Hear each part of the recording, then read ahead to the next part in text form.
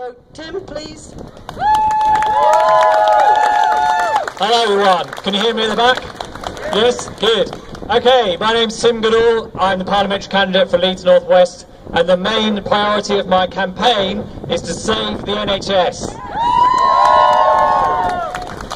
I lived in the States for 3 years and I experienced the very worst of private healthcare. I have glaucoma. After 6 months of being there on private health insurance, they said, sorry, you've had glaucoma for 6 months now, we're not going to pay anymore. So I had to pay all my own money. I had to pay $200 a hospital visit. I had to pay $100 for every set of eye drops. How wonderful to be back in the UK, where all I have to pay is a £7 prescription fee. It's fantastic. I do not want that to happen here.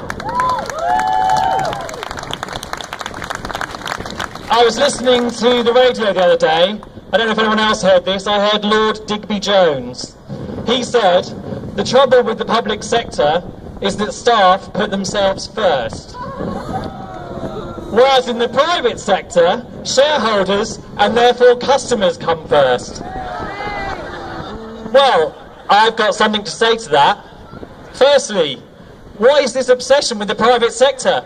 Has anyone been to an estate agent's recently? Sorry if there's any estate agents in the audience. I know a lot of people that work for the NHS, and I just asked a few of them to tell me their stories of what it's like. So my friend Sarah is a nurse, and she said, despite all of the negative coverage, most people have a positive experience if they come into hospital. All the doctors and nurses work really hard and work through unpaid breaks on a daily basis. We do our jobs because we're passionate about what we do. We are clearly not valued by the present government or the excessive layers of management in the hospital. It's a struggle to manage on the pay after years of pay freeze. Newly qualified nurses, after doing a degree, then working under immense pressure, are paid £10 an hour. Incidentally, £10 an hour is what we're proposing as a living wage.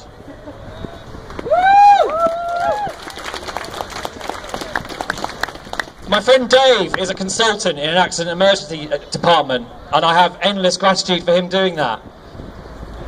Dave says, so, my Conservative parliamentary candidate is a doctor who apparently loves the NHS. So much that he left it 7 years ago to concentrate on selling it cancer drugs, costing hundreds of thousands of pounds. Dave says, I love the NHS, and I prove that by trying to shield my patients from 5 years of cuts devised by a Conservative government. I do hope that parliamentary candidate knocks on my door. Dave says he works in interviews, employing people, employing junior doctors. He used to get 250 people applying for one job. Now, no applications at all. Nobody wants to work in A&E because the conditions are so bad. He also said that the UK has half the beds per capita that the EU has. I just want to give you a local example. Boots have just taken over the pharmacy in LGI and in St James's. They've managed to do that because they get their VAT paid back. Whereas if the NHS went for it, they wouldn't get their VAT paid back. So all around the country, private companies are getting an advantage and they're taking over everything.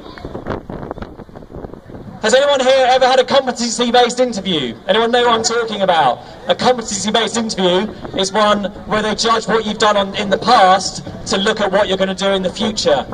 Let's look at what Labour did. Let's look at what the Tories did. They brought in PFI.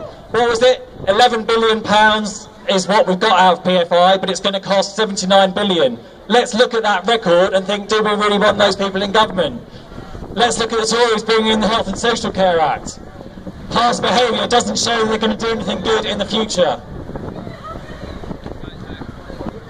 I hear that many Labour candidates are angry with the Green Party for daring to stand against them around the country.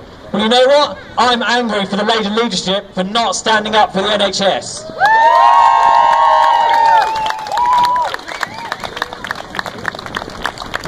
I want to just tell you the Green Party policies. We would have a significant increase in funding for the Green Party. Look out for our manifesto and you'll see how much. It's going to be a lot. We would massively increase support for mental health. We would make social care free to take the pressure off the NHS for social care. Caroline Lucas has already introduced the NHS reinstatement bill to make the NHS fully public once again. And we would remove the market from the NHS and we would save on the admin costs. The last thing I want to say is a massive thank you to everyone who works in the NHS. You work so hard and you're brilliant. Thank you.